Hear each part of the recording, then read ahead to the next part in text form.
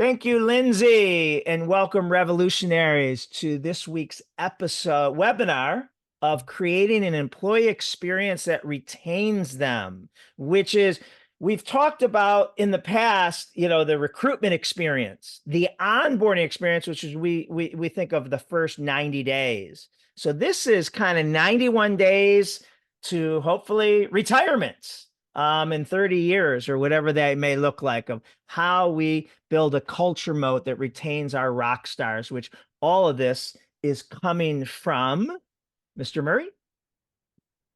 Hello, John. How are you today? Great. How are you? I am doing fantastic. Thank you. So the employee experience revolution, the book is out in the pre-release. So we've seen some posts that people have received it if they ordered in advance. So that's really, really exciting. But as John mentioned, this is what we're talking about. It comes from the book. And one of the things that I love that this book really focuses on is this quote: great companies help people live extraordinary lives.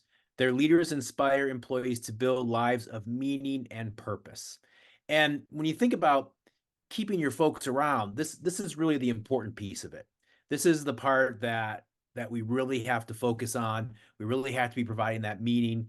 Otherwise, we're just trading dollars for hours, and who knows how long we'll be able to keep people around. So today's session is so important, as John mentioned. Once you get past the onboarding, you have your person, they're at their department, their location, wherever it is they're going. And then it's really up to that leader to start building that rapport and delivering that experience. So in the book, it's chapter number 6, creating an employee experience that retains them. And that's really what we're focused on here. It's building a better experience for our team members. Not only that they perform better in their roles, which they will if they have that environment, but also to keep them around longer. We all know how important that is these days with the expense to hire new folks and to always be looking and to be understaffed. It's just one of those hamster wheels that is not good to be on. And so one of the fixes is to just make sure that we're providing an experience that keeps our folks around longer. And that's what we're going to talk about today. All right, and please tell us. So the book's out. If you had pre-ordered, you should have gotten it signed by Dave and I. And it also yesterday, June 10th, it released on Amazon. So please chat us up. Let us know if you've gotten the book and if you had a chance to read it. Put it in the notes, as Lindsay might have mentioned. Share with us your ahas that you like from us sharing, besides questions. But one of the things I like to talk about is a lot of people, when I have an audience of leaders, I just did this in the restaurant industry, a bunch of restaurant general managers and owners from different locations, different brands. And I asked them, how many people started off in the restaurant industry 10, 20, 30 years ago, thinking that this was a temporary transitional job while they were in school, right? And it's so funny that you almost had to count the hands. There was about 800 people in the audience, and it looked like 780 hands went up. Right. And what that means is that, they didn't think they were going to stick around, and they got sucked in. So it's really important. A lot of people, when they start with us, think that this is just a temporary transitional job. And so we want to make sure we're always painting a picture on the interview process, on the onboarding, but continuing that, hey, Dave, you're doing great. And I just want to let you know, you could be the next Denise. Denise started off in your position, 15, 20 years ago. And today she is vice president of, or managing partner. And, if people are going to help you grow, that's really, really critical there. And, over 90% of employees training at one company happens during their first 3 months. So think about that. A couple of things wrong with that is, number one, when you work for one company, and that means you get 10% of your professional development only after your first 3 months. So everyone needs education. Everyone needs training to keep them motivated, to keep them cutting edge, to keep them engaged. But the other problem with that we found is that we were putting too much training in their first 90 days. And so we realized that we were overwhelming them. and they didn't need all this training in the first 90 days. So we were able to back off and say, what do they need right now to be successful? And some of the things that we were training them on was really stuff they needed when they advanced, got promoted, when became a full-fledged whatever, started taking clients, and that might not be for 6 months or a year. So why are we training them this now? So spreading that training so they can digest it and learn it better. I Dave? think a lot of times that also works in reverse too, John. When we talk about service aptitude on the customer experience side of things, a lot of times organizations do something similar where they're focused on all the hard skills and put off the soft skills, and then they never get there, right? So the important thing to remember is spread out your training, but make sure you have the discipline to make sure that you get to it all, and then it becomes part of your ongoing process, because the numbers on this slide back it up, right? 94% of employees say that they would stay at a company longer if it's simply invested in helping them learn. Now, here's the thing: helping them learn takes on a lot of different looks, right? Sometimes when I think about, paying for college credits or whatever, sometimes that could be webinars, attending conferences. There are so many ways to continue your education, for that ongoing learning, for that continuing education. And we just need to be looking for those opportunities. Some other statistics that are interesting: nearly 25% of Gen Zers and millennials say learning is the number one thing that makes them happy at work, right? So a quarter of that generation group, those two generation groups, are saying how important learning is. And think, is it an option at your organization right now? Is it a priority at your organization right now? If it's not, it should be. And another great statistic: 27% of Gen Zers and millennials say the number one reason they leave their job is because they didn't have an opportunity to learn and grow. Right. So if you're just, like we said before, if you're just trading those dollars for hours and really not getting that opportunity to do something different, expand your horizons, grow within the organization, you're going to lose people sooner. It's that simple. And here's a great quote from Reed Hastings, when Reed said, "Once you stop learning, you stop excelling." Right? Not only does it kind of keep us trapped in our role, but it stops us from reaching our full potential. And so, who are we as an organization to not let our team members reach their full potential? So help them achieve that, help them have those opportunities so that they can continue learning. And at the bottom line, we have to remember, I love the quote on the next slide, that your customers will never be any happier than your employees. Right? A lot of times organizations forget that. We kind of skip that internal piece of it, that internal customer, and just focus on the external customer. And when you do that, that's a big miss, right? That's a big opportunity that we need to make sure we're focused on in order to deliver that level of experience that we want to those external customers. We have to be delivering it to our internal customers as well. So many organizations miss the boat on that one. Well, Dave, talk about I don't know if it's the percentage or how often that you go in and start working with a consulting client as their customer experience consultant, and you've told me that they've stopped and put a pause on what you're doing, and they had to redirect you. It happens a lot. It happens a lot where an organization is convinced that they need some help externally with the external customer experience.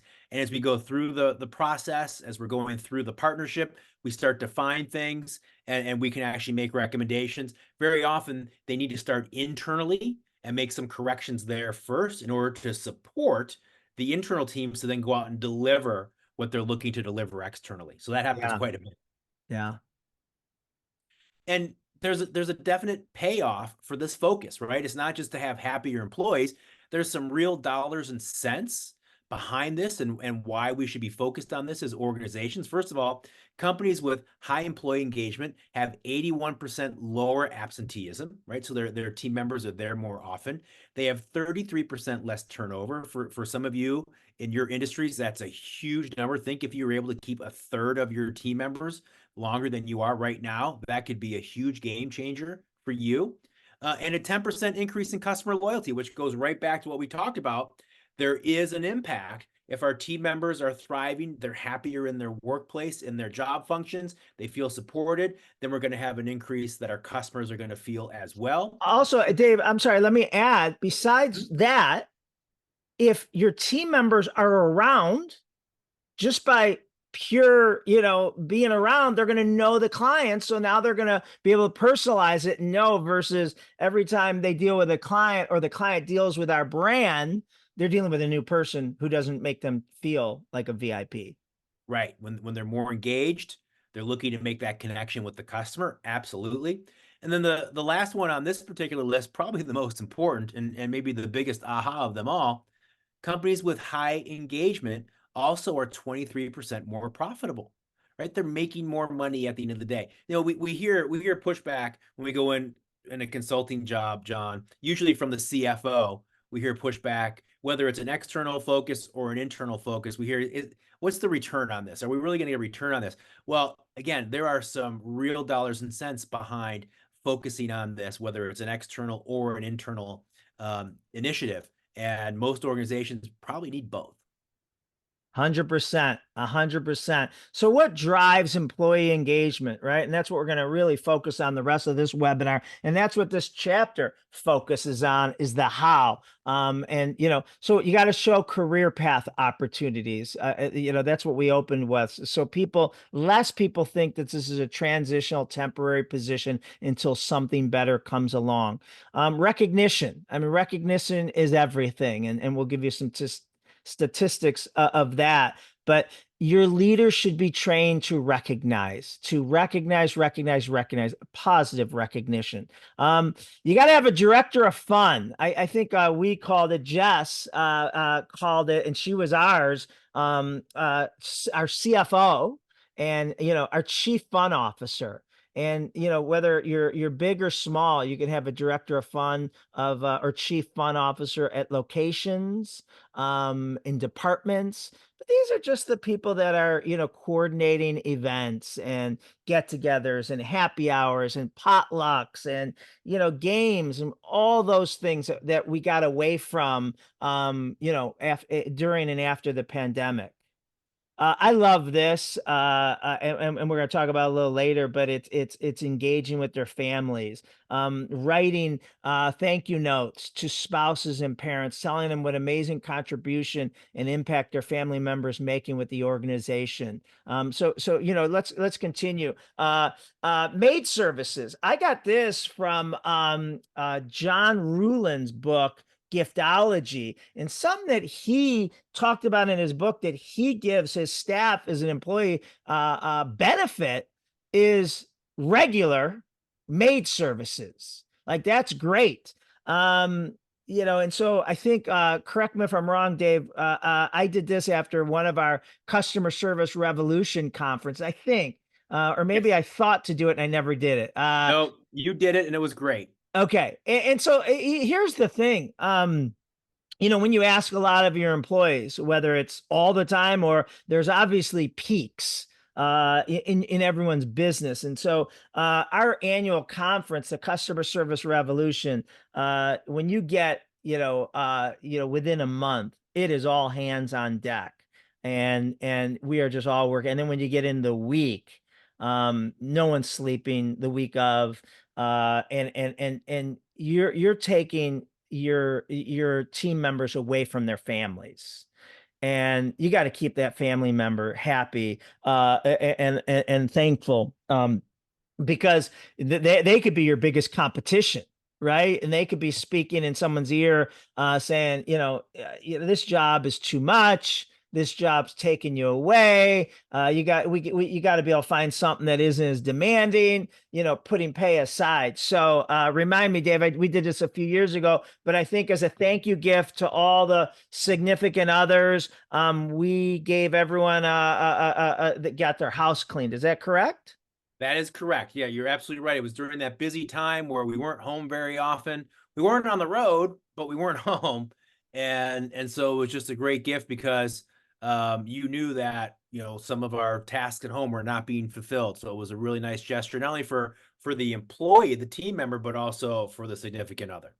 Something that I did last year at the John Roberts Spa 30th anniversary, when they brought their spouses, that I didn't do on the 20th. So I've been waiting 10 years to do this. On the 20th anniversary, we bring everyone together, a nice, big, fancy gala, and we recognize all the employees and their contribution when they started. And, some started 30 years ago, well, back then it was 20 years ago, and all this stuff. And I really regretted that we didn't recognize the spouses in the room.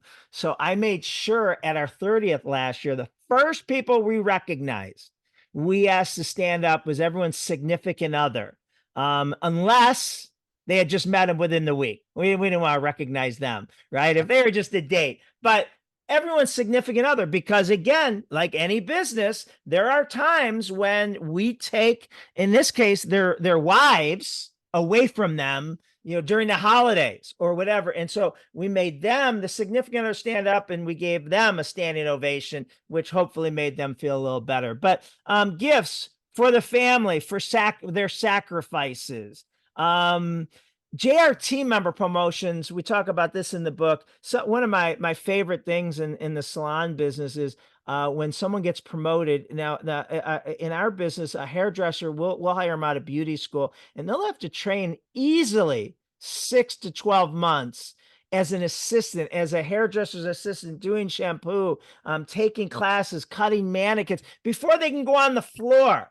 So when they're about to go on the floor, and they don't know when, it's a big thing. So we will surprise them, and they'll be working, and all of a sudden, their boyfriend, their husband, their parents, their sisters, their best friends will be in the salon, and it's always tears. So it's a really cool special event. The book talks about so many great examples of engaging the families, making them part of it, so they really appreciate the type of company that your employees are working for. That's great. So, building a culture moat, that's what we want. That's what, we want it to look like, is that for our rock stars, who are going to get, enticed and recruited, we want to make it very hard for a company to attract our best employees from it. So, one of the big things that a lot of, the book, one of my great inspirations for that I've enjoyed reading was No Rules, Rules by Netflix, and that's Reed Hastings. And it just, they talk about people don't like to work for a lot of policies, right? They want to have autonomy, and we have to stop policing our employees so much for what we're afraid 1%. High performers need innovation. Innovators need autonomy. Don't let one poor employees ruin your organization's freedom and flexibility. Employee freedom means that they can take a lot of risks and fail, and risk taking breeds innovation. So, that's it. Fear kills creativity and innovation. Encourage risk taking, and actually celebrate failures. One of my jobs as the leader of Amazon is to encourage people to be bold. And people love to focus on things that aren't yet working. And that's good, it's human nature. That kind of divine discontent can be very helpful. But you really, it's incredibly hard to get people to take bold bets. And you need to encourage that. And if you're going to take bold bets, they're going to be experiments. And if they're experiments, you don't know ahead of time whether they're going to work. Experiments are, by their very nature, prone to failure. But big successes, a few big successes, compensate for dozens and dozens of things that didn't work. And it leads right into this great quote from Tom Peters that I love, John, when Tom said, "I would rather reward spectacular failures than mediocre accomplishments." But think about your organization right now. Think about what is happening in a lot of organizations that we work with, especially when we first started working with them. We hear about the fear factor. I'm afraid to make a mistake. I'm afraid to look stupid in front of my peers or in front of my boss. I'm afraid to take a risk. I should know that. I don't want to make it seem like I don't know that.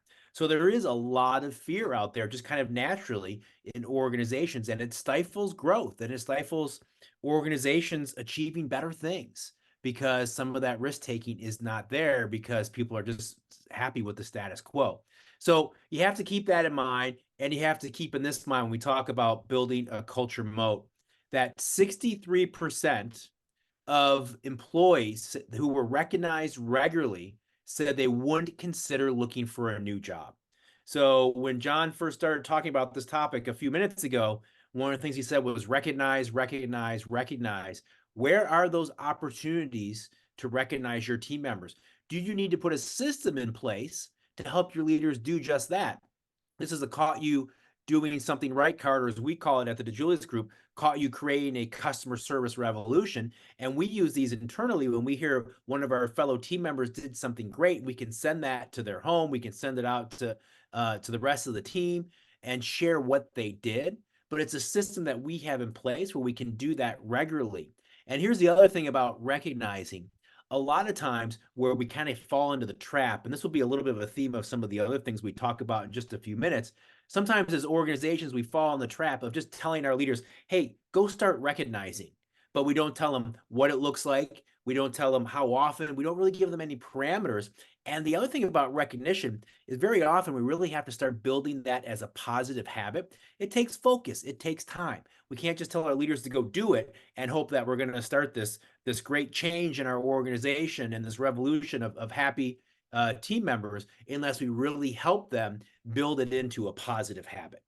Something else to this, Dave, now like we have, we're on Slack. So, and people are probably on Microsoft Teams or whatever is we have a channel for that. And your leaders, it should come to them easier if they're being recognized. And you can, when it's on a Slack or a Teams, you can see who's being recognized and who's doing the recognizing. Right.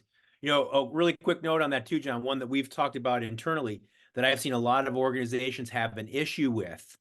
We always say praise publicly, recognize publicly, but reprimand privately. And I think what a lot of organizations forget sometimes is that Slack or Teams chat is a public forum, right? So if we're reprimanding a team member on an all-team Slack, that's basically reprimanding in public. So we have to adapt to this digital, right? It's not just the old-fashioned yelling across the room at a team member, which is reprimanding publicly. We have to really, while it's great for the recognition, sometimes we have to monitor ourselves how we're using it for some of the other things. Right. Absolutely. So when it comes to employee engagement, one of the things that the numbers tell us, what employees care about the most are these three things. Does this leader care about the company? Does this leader care about my success? And does this leader care about me as a person? That's really what team members are looking for. And think to yourself, are you offering that? Is that a focus of yours within your organization? For a lot of organizations, it's not. And we'll talk about in just a little bit here how you can be more focused on that. But think about those three questions and how important they are. Does the leader that I report to, do they care about the company? Because that I'm feeling good about it. That's our mission to move forward. Do they care about my success, my role, what I'm doing? And do they care about me as a person? Yeah, and there's a lot of employee engagement surveys, and they're long and they're effective. But I think every once in a while we should do this. Just three simple questions. We do it on a scale of 1 to 5, 5 being the best. And if a leader's score is less than 4.5, I mean they got work to do, and they can see where. But we work in the employee perception business. We can think all day how great we are and how much we care, but if our employees don't feel it, that's the reality. The other thing we have to keep in mind is the age that we are working in right now, right? So with Teams and Slack and Zoom and all those things that we've talked Work about from already. home. I mean, change this. Yeah, This, Dave, I mean, is a game changer. For the past 1,000 years, leaders never had to worry about these next two things, right. right? It's never been taught in a management class or a company's leadership program until 2021, probably. Right. And the first one is leading from a distance, right? Leading a virtual team, leading a team that's no longer reporting to an office, even if they were on the road a lot, but came to the office once a week, right? For a lot of organizations, those days are gone, and there's very little focus of being together as a team. And so, how do you lead within that environment? How can you still be effective? We just talked about reprimand privately, praise publicly, and now that we're having to do that on Slack, are we doing that as effectively as possible? Are we following those same rules? Again, we have to adapt. And then the second one, of course, is employee mental wellness, and how we've realized that that's such an important piece of the overall team member that we're dealing with, and making sure that we are giving everyone the opportunity to take good care of themselves. Yeah. And, I want to talk about a relationship hack here next. It's something that I do. I learned from Adrian Bankert, who spoke at our customer service revolution several years ago. And it's something we all know, but she talked about a relationship hack is um, think before you text. And what she meant by that is if I'm going to text Dave, hey, great job, or congratulations, or whatever it is, why not send them a video? And and we've all sent video texts before, but she just got me back on this, and she's so right. When you send a video text, it actually takes less time because when you're typing it out and then they're spell correct, it's like, no, I didn't want to say that to you, and you got to go back and type it. Versus you just hold the phone and say, hey, Dave, I just want to tell you, you crushed it at that conference yesterday, or creating that material, or on that webinar, or whatever it is. So something I do, and this is to my kids. This is I try to think, can this be a video text? So in all three of my companies, well over 100 employees, one thing I always do, I've always sent them an anniversary text, right? Dear Susan, congratulations on your third anniversary at John Roberts Spa or at the DiJulius Group. Well, since this, for the last 4 years, I send a video text. And I'm going to show you how quick it is. But you would think by their responses, I gave them $100 bonus. So here's a quick one I just pulled out that I sent to someone last week. Hello, Ivy, and happy 1 year anniversary at John Roberts. You've made such a great impact in 1 year. I love your energy. I love your customer service. I love what you bring every day. We are so lucky to have you. I can't wait to see what you do in the future. I hope you're having a great weekend, and I hope to see you soon. So, and you could see her reply there. I mean, it just meant the world to her. I get a lot of compliments from spouses saying that, how what a big thing, and in this business, I don't know Ivy that well, but I do know that she's a rock star at customer service. So it really helps me get in front of them more often. So, the next thing here is the day in the life of an employee. So I'm sure if you're familiar with us, we talk a lot about the day in the life of customer, and we show a video. Well, in this, we want to make sure leaders understand and remember what it's like to be an employee, a new employee trying to make, it's a paycheck to paycheck, and the struggles of this. So here is an example of Dave, who is a Sanford Health. Yes, profile by Sanford. I'm sorry, explain a little bit about their business model, just so people. Sure. They help individuals focus on weight loss. So they're a counseling method. So patients of theirs will go in and have meetings and track food intake. So it's really an ongoing process focused on meeting with your consultant. So this is following like kind of like one employee around from the moment she gets up to the end of the day, and making sure leaders have compassion and empathy for them.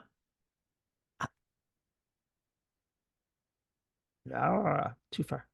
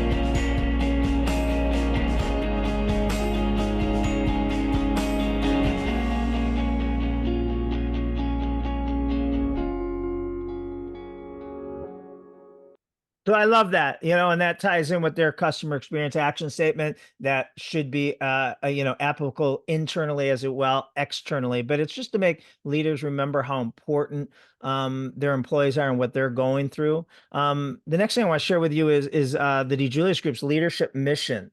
And this is something that we want to advertise, or we hopefully advertise constantly to our employees at the DiJulius Group. The first part is we want you to make paychecks more than you ever thought possible.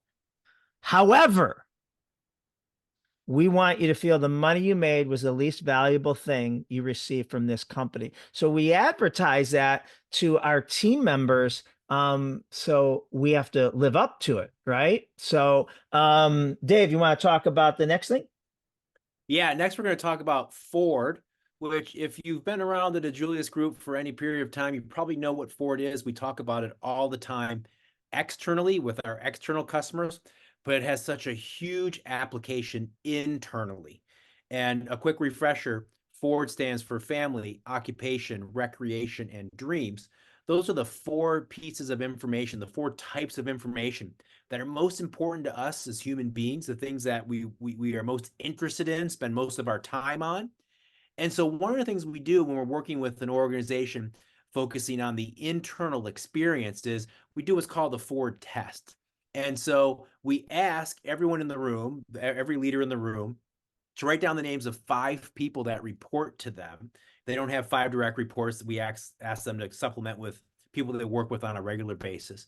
But write down 5 names of people that report to you, and then start to try and write down 5 types of Ford information on each one of those 5 types of, or those 5 people.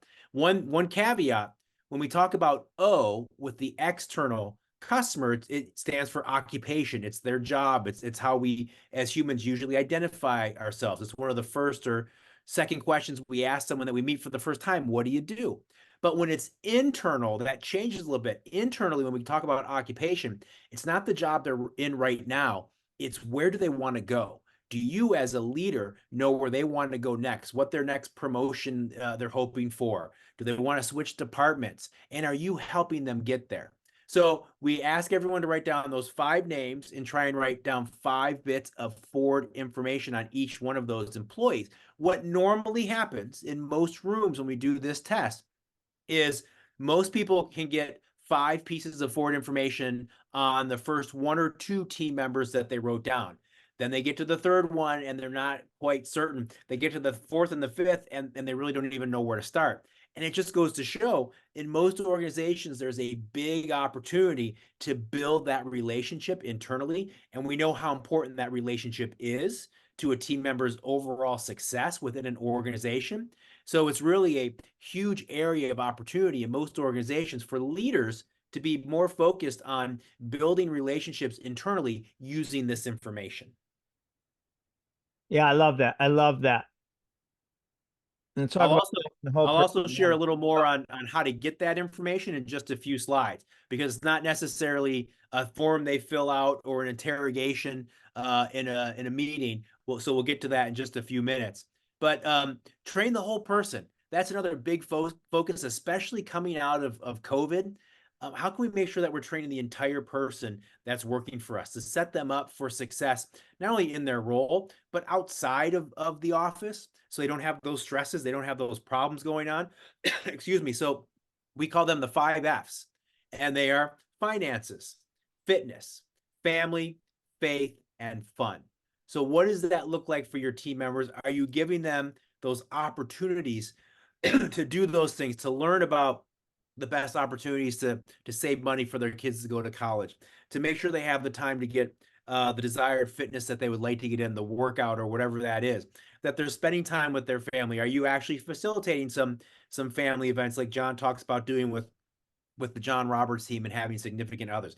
There are so many ways to do this, but very often they are overlooked. And a lot of times, listen, we have, sometimes we have experts on the staff that can help with certain things. These are the number one New Year's resolution categories that people Right. have. But a lot of times we'll bring in outside experts And it's optional if anybody wants to talk. There's a mortgage lender coming on, right? And it could be a Zoom or it could be at a meeting. And we don't have to pay these outside experts because they get an opportunity to obviously pick up some customers. We're just trying to help, balance people's lives. Do you know every Dottie you've come across?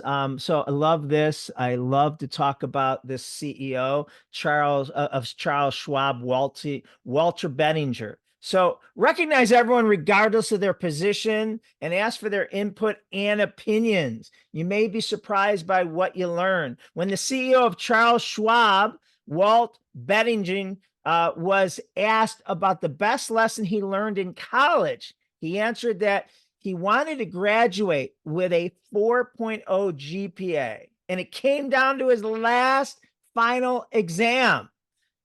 And this is what he said: I had spent many hours studying, memorizing formulas to do calculations for this case study. The teacher came in, handed out the final exam, and it was one piece of blank paper that he handed.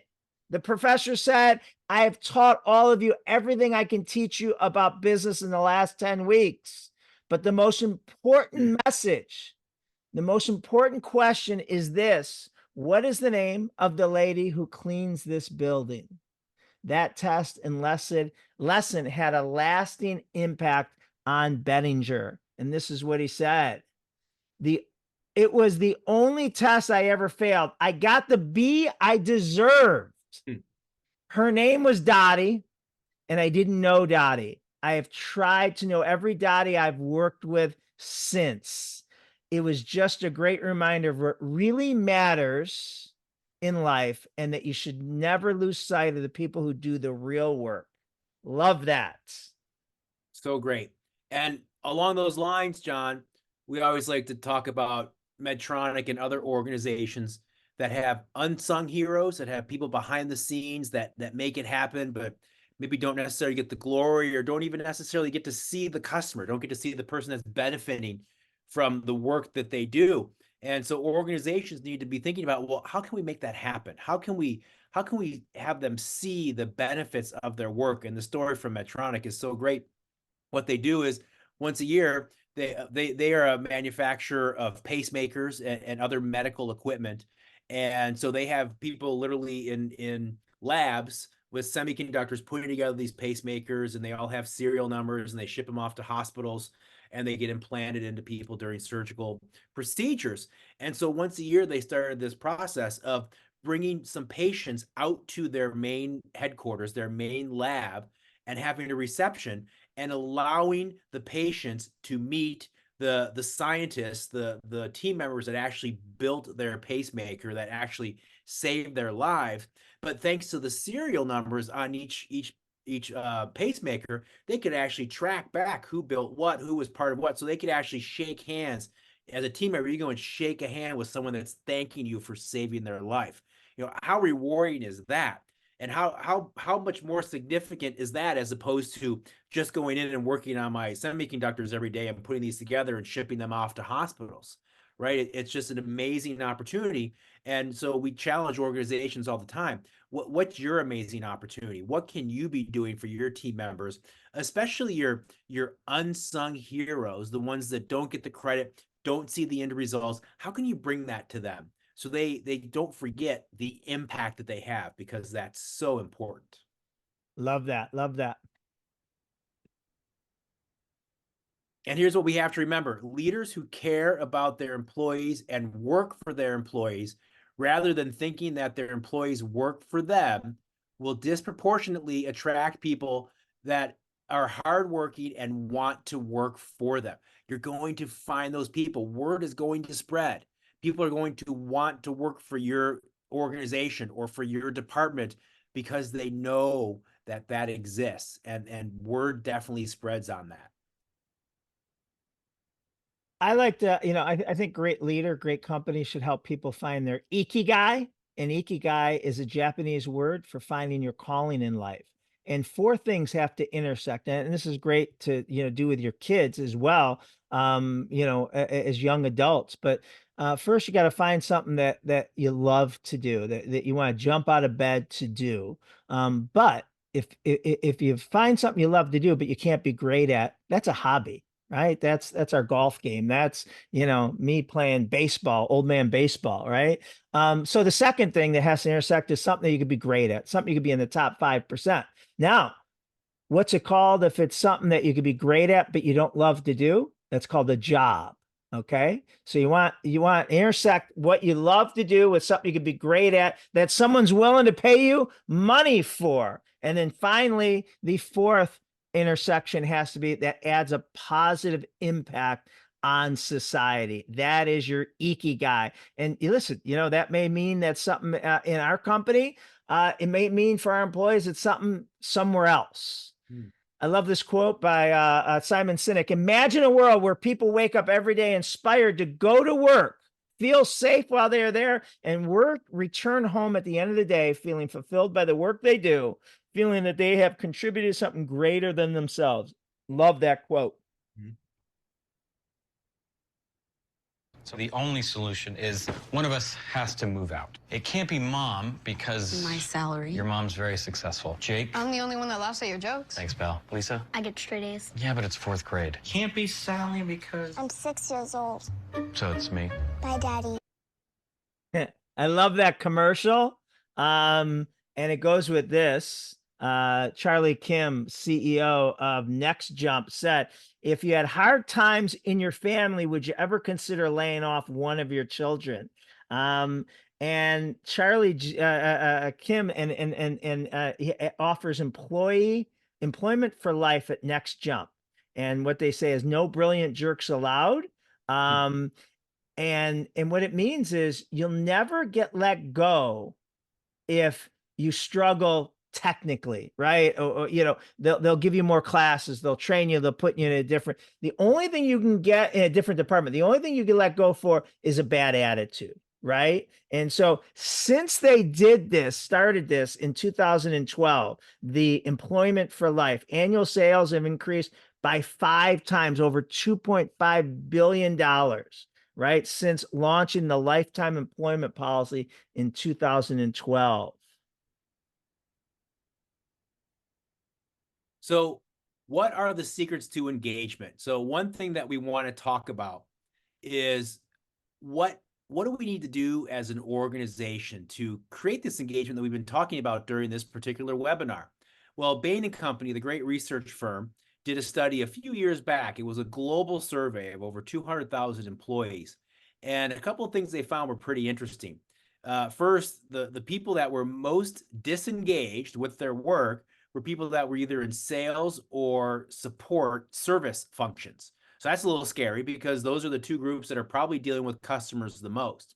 But one thing that they did find in this study that was helpful, right? It wasn't all just doom and gloom. It reported on the types of disengagement, who was disengaged, but they also gave some solutions.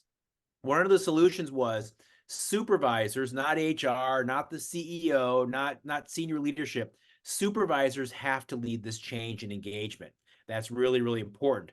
And they also found that conducting regular check-ins. So think of it this way. If you're at an organization that's doing a big annual survey, 70 questions, 80 questions of employees on an annual basis, maybe scale that back.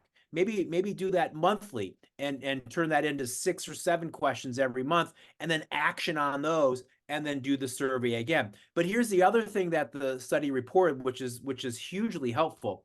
Regular check-ins just aren't surveys. Regular check-ins can also be what we call leadership one-on-ones or one-on-one meetings, making sure that a supervisor, a manager, whomever is sitting down with team members and having conversations. Those are just so important to get away, go into a break room, maybe even go out to lunch, get away and have a one-on-one. They're so beneficial. All the things that we talked about today about driving engagement can really be helpful if we're focused on these. But here's the trick, what I want to share with you. You can't just go back to your leaders and say, hey, I want to start conducting one-on-ones because I think it's going to help our level of engagement. Because if you did that, if you went back and told 20 managers, go conduct one-on-one meetings with your teams, you're going to get 20 different versions of that, right? Every manager is going to interpret that a different way and conduct it a different way. So what we recommend and what we do with our client base is help you make sure that you have a one-on-one template.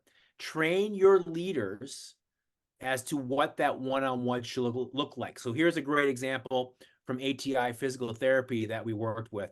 And so as you see here, it's a 30-minute meeting, and you pick the cadence. Some organizations want to have these happen weekly. Some organizations, there's no way that can happen. There's too many team members, that's not going to happen. Some organizations do it monthly. Some organizations do it quarterly. You find what works best for you. But the key is you then have to make sure that they happen and that they happen well. So in this particular format, what ATI created was this template to make sure that within the 30 minutes, these 4 important pieces were going to be touched on. The first 5 minutes, an informal catch-up. Just learn about that team member. We talked about the Ford exercise before. This is where you have the opportunity to organically learn, just in conversation. Again, not interrogation, not asking those questions, just learning about the employee in your informal catch-up. The next 10 minutes is the employee's concerns. You have to remember, this meeting is as much, if not more, the employees than it is yours. So many one-on-ones, managers mistakenly feel that I just have to give you things to work on. To do my job as a manager, I have to find your faults and tell you how to fix them. You also need to hear what's important to that employee, what's on their mind, what they're looking at for maybe a continuing education opportunity, what's concerning them, whatever that may be. So that first 10-minute segment of the meeting is the employees, for them to share whatever they'd like.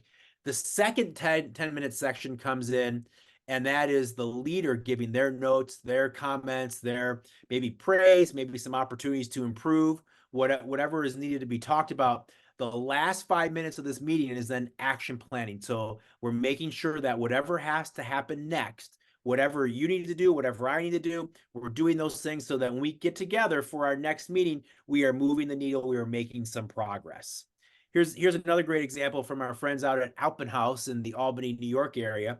As you can see here, they have a personal, so on their template, they have personal up top, starts with personal to make sure that the leader's focusing on that, building report, how important that is to show your support for their life outside of the office, outside of their primary job function. And then it does dive into what are their goals, what are their issues, what are their concerns here at work. So again, you can't just tell your leaders to go and deliver one-on-ones. You need to help them to make sure that they're happening correctly and that they're effective. Leadership philosophies. I have two. Two of my favorite is one, I will be disappointed if you're going through hard times and do not let us know. And I say that to be nosy, but we have resources. We have connections. We can make introductions. We can allow whatever you need as team members. And my second favorite one is I'll be disappointed if you ever miss an important family event for work. And that always can't happen, but I think 95% of the time, our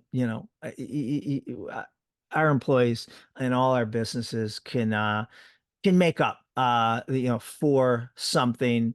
Yeah, like most companies, we have some blackout dates, some non-negotiable dates, but our employees know that way ahead of time, and hopefully that timing doesn't. And listen, if it's something really important, they win. That family event. So that's something that we like to articulate to all our employees and all our companies, that gets talked about a lot and gets bragged about, at our employees brag about to their family and friends. So great content, Dave. As we're wrapping this up, I see some questions.